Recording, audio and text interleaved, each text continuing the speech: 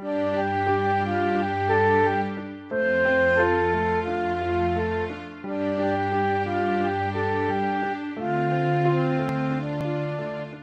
the early 1970s, the newly independent country of Bangladesh was reeling under the effects of war, flood, and famine. Fazle Abed organized a relief effort that was quickly transformed into something very different.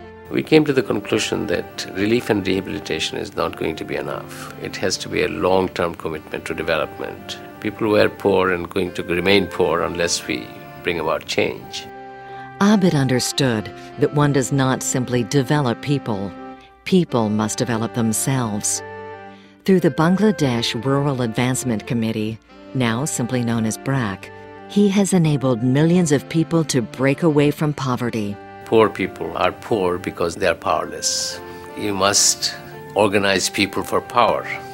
They must organize themselves in such a way that they can change their lives. In this program, Fazle Abed shares his story and that of BRAC as it has grown from a small group of dedicated staff members to a giant non-government organization of over 4 million members, which continues to be a guiding light for all who take on the task of global development.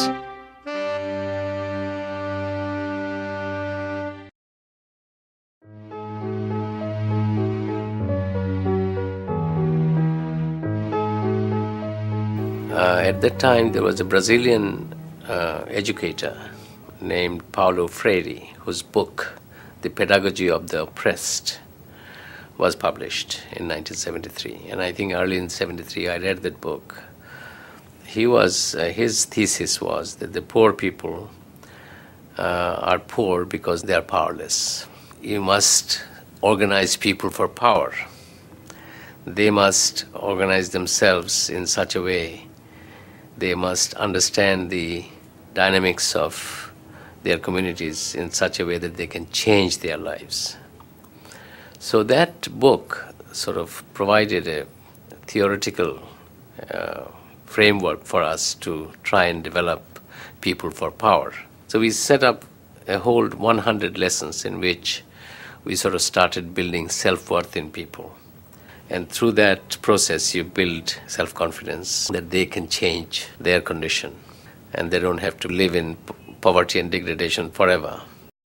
We go into a village, a field worker, we call him a program organizer.